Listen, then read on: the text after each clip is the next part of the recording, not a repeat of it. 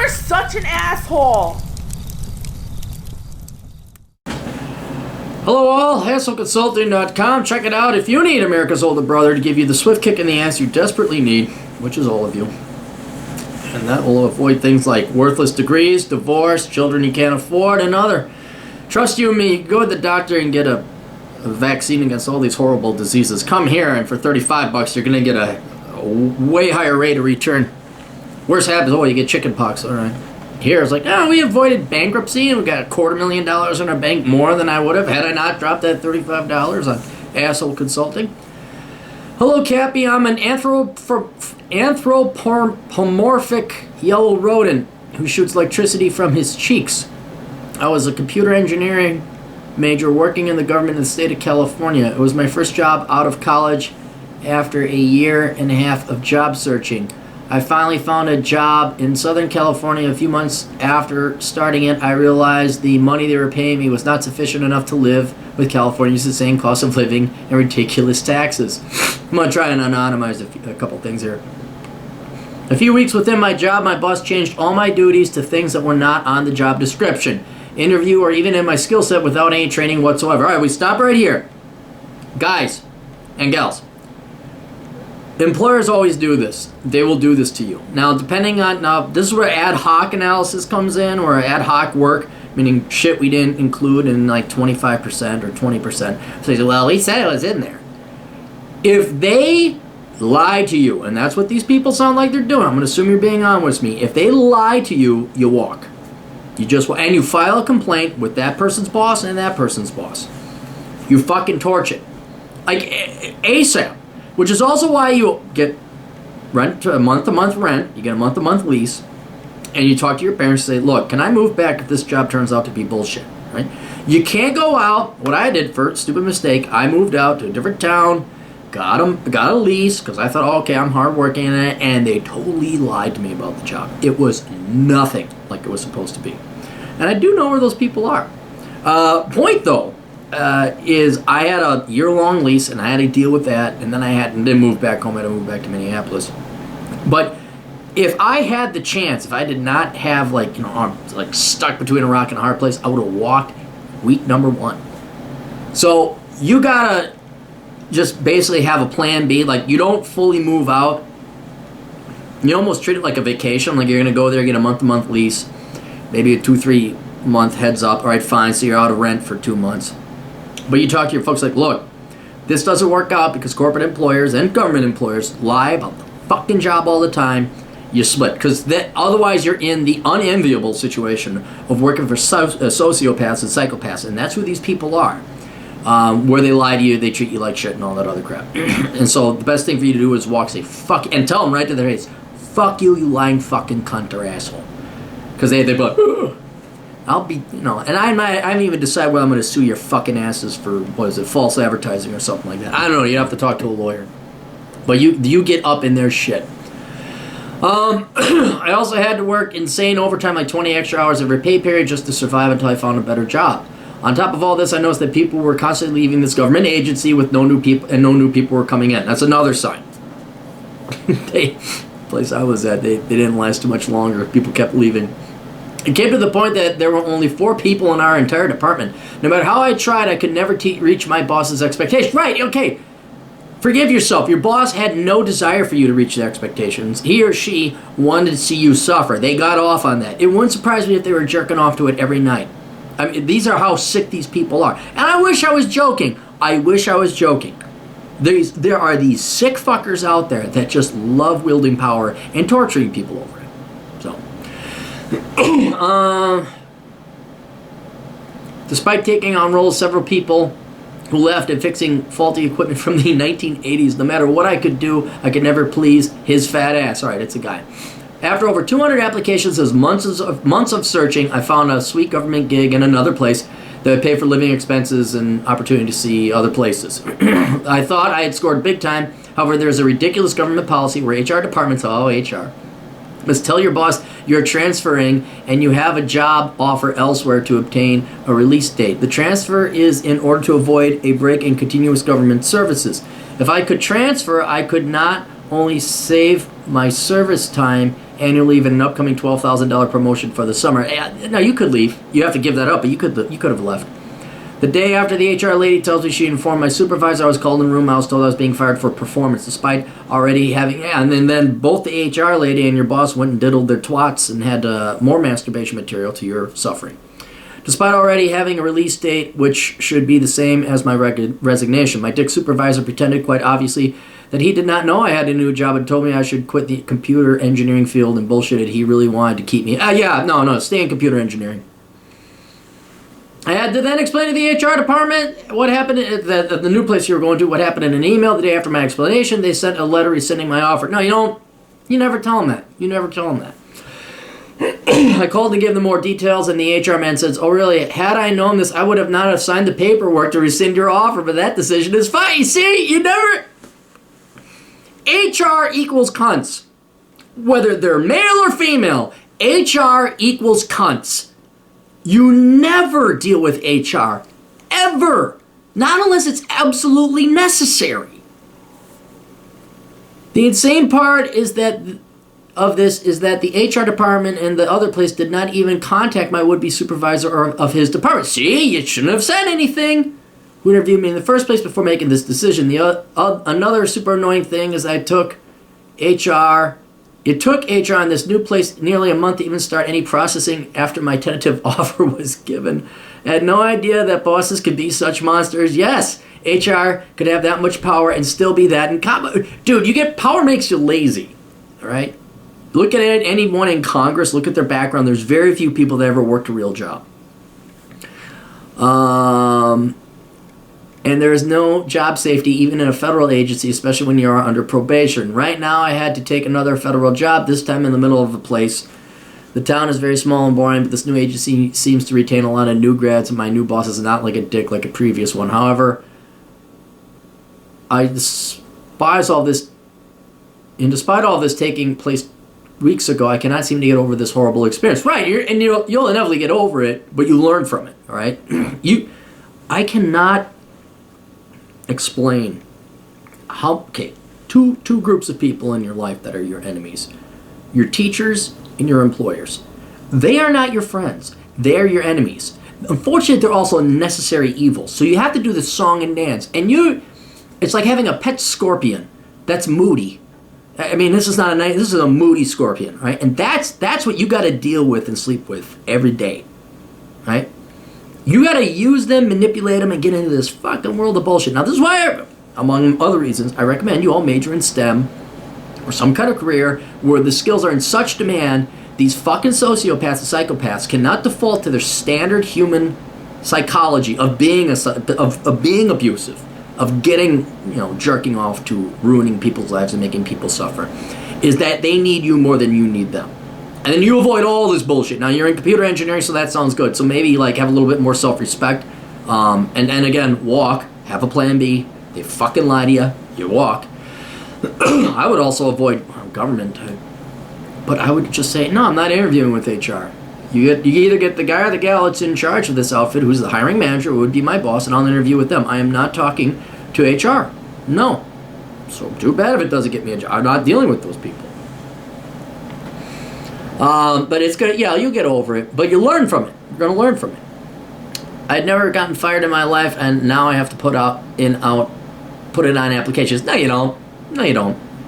Corporations lie, you lie. Next corporation, I bet you apply for, they're gonna tell you there are these job duties you have, and then you're gonna work that job, and those duties won't be the same. They lied to you. I think it's about time to lie to them too. Pet scorpion. That's your employer. Also, overseas gigs are insanely rare, so getting one like mine is winning the lottery. I feel like total shit. I feel like I lost a once-in-a-lifetime opportunity. You didn't lose it. Okay, you got to forgive yourself. You did nothing wrong. If you did anything wrong, it was you did too many right things. You were honest. You told people the truth. And you actually believed your boss that you were not performing well. All right? It's sad. It's sad, but here, look, you're learning young now. Nice guys finish last, right? Jobs, education, career, marriage, girls. Nice guys finish last. You're learning that now, right? Now, not to become a complete evil villain like Lex Luthor, but a little bit of lying and deceit goes a long way. And I know all you corporate HR people down there, well, I wouldn't hire anyone. Ah, fuck you. Fuck you. You want to get ahead in this world, you can't be a good guy. All right? I'm not saying become evil, but the last time that anyone got ahead was Dick Winters. They did a documentary on it called Band of Brothers. Like, wow, the good guy finally. And even then, they try to fuck him over early in the beginning. All right? That's the only time documented in history the good guy won was Dick Winters. Look him up. But you know who everybody likes? Everybody likes fucking Spears. Spears was not a good guy.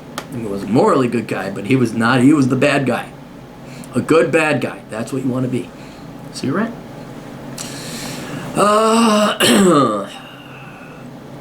So forgive yourself about that. You didn't do anything wrong. This is. You wonder why I hate baby boomers. You wonder why I hate authority. You wonder why I hate teachers. You're learning it right now, buddy.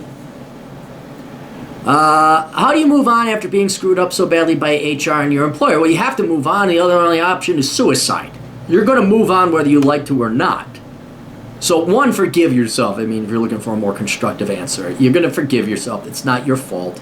And once you realize it wasn't your fault, that job in overseas was never going to happen anyway. Did you notice how HR were lying to you two over there? What do you think? What makes you think going over there would have been any different than here, that they didn't lie to you about the job duties over there? Of which I guarantee you there was at least a 50% chance of that happening. Right? Probably higher given how HR didn't have their fucking shit together. Look, kid, I've never had a job where they were on the up and up and what they said was what the reality was.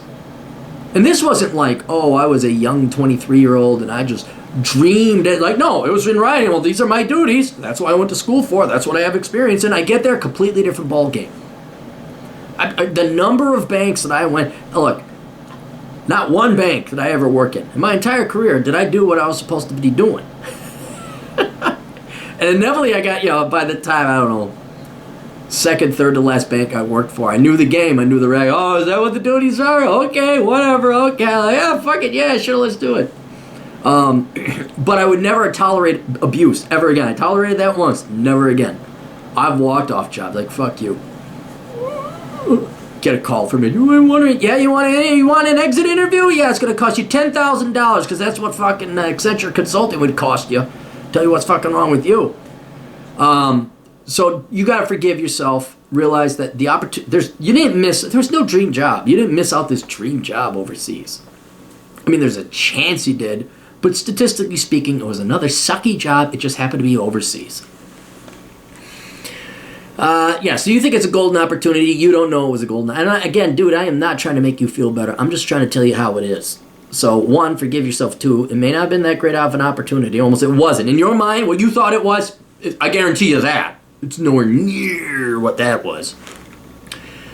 I know it was in the past. There's nothing I could do about it, but it still feels like a knife in the back. Rather than blood, optimism bleeds from deep wounds. I know this isn't the end of the world. I'm not stupid, but it is tough, and I thought maybe you would have some story, anecdote, or advice that would make me feel better. Yeah, I mean, it happens to everyone. Here's what I would do.